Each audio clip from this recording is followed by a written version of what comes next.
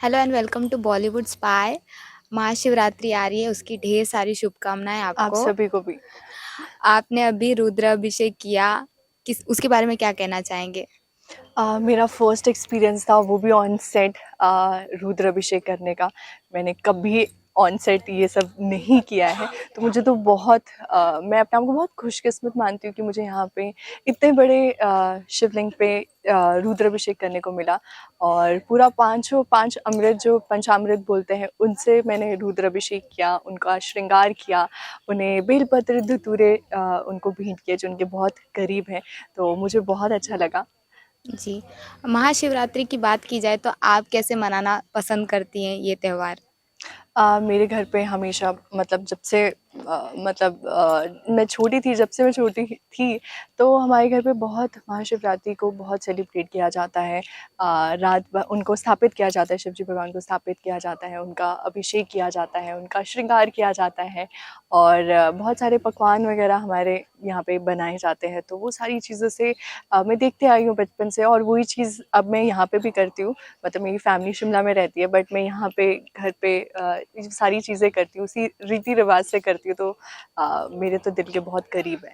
Okay, देवी गंगा का track show में आने वाला है और आपको ये अहम भूमिका निभाने का मौका मिला है, तो क्या कुछ कहना चाहेंगे आप इसके बारे में?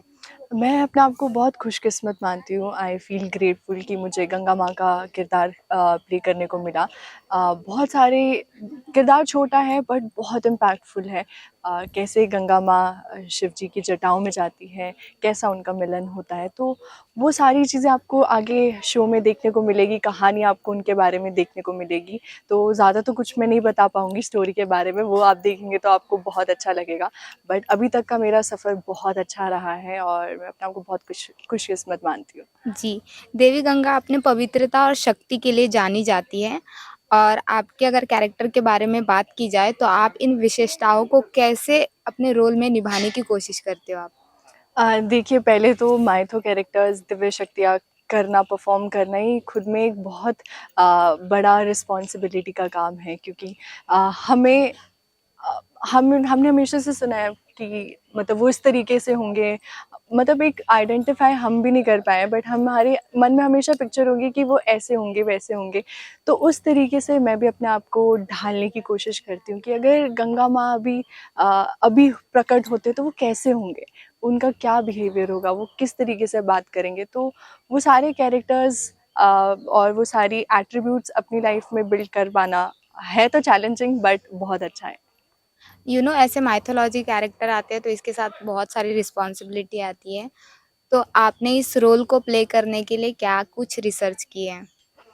पहले तो गंगा माँ की स्टोरी के बारे में मैंने रिसर्च किया है कि क्या उनका एसेंस है, क्या उनका रोल है। क्योंकि कुछ-कुछ चीज़ें होती हैं जो शायद हम इतनी डिटेलिंग में नहीं पढ़ते, बट जब वो ही किरदार हमारे सामने आता है करने को, तो हम उनके बारे में पढ़ते हैं, जानते हैं। तो वो सारी चीज़ें मैंने भी की है। और हाँ, मेरा फर्स्ट माइथो है, तो वो सारी छोटे-छोटे नुआंसेस और डायलॉग्स, हिंदी, उस पे सब उन सब चीज़ों पे मैंने काम किया है। तो या ऑफ स्क्रीन बॉन्डिंग की बात की जाए तो आप शो के जो लीड कैरेक्टर है जैसे शिव और शक्ति, तो उनके साथ आपकी बॉन्डिंग कैसे, या फिर मतलब आप चिल रहते हो या फिर वो भगवान वाली ऑथेंटिसिटी मेंटेन करनी पड़ती है? नहीं, जब ऑन कैमराज़ हैं तब तो हमें वो कैरेक्टर प्ले करने हैं, तो वो रोल और वो किरदार जब हम गेटअप में आ जाते हैं तो नेचुरली हम वैसे ही अपने आप को ढाल लेते हैं और वो खुद से इनबिल्ट आ जाती है। बट जब वही मतलब वो कट होता है तो उसके बाद वी ऑल आर ह्यूमन्स, तो हम सभी मस्ती करते हैं, बातें करते हैं और पर्सनल लाइफ और यहाँ पे हँसी-मज़ाक सब चीज़ें चली रहती है, तो वैसा हमारा सबकी बॉन्डिंग है। गंगा माँ के कैरेक्टर से आपने कौन-सी क्वालिटी अडॉप्ट की है और इस कैरेक्टर से आप कितना रिलेट कर पाते हो?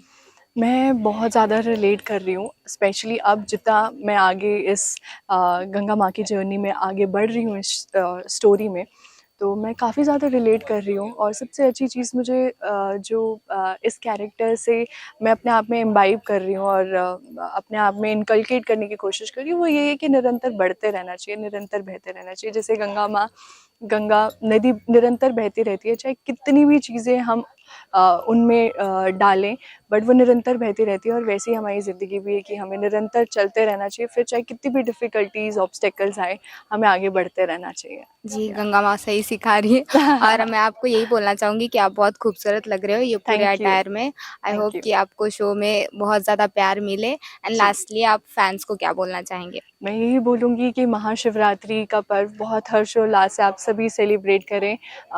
महादेव की कृपा आप सभी पर बनी रहे और देखते रहिए शिव शक्ति तब तक Tandav only on Colors at 8 PM। Okay, thank thank you you, so thank much. You.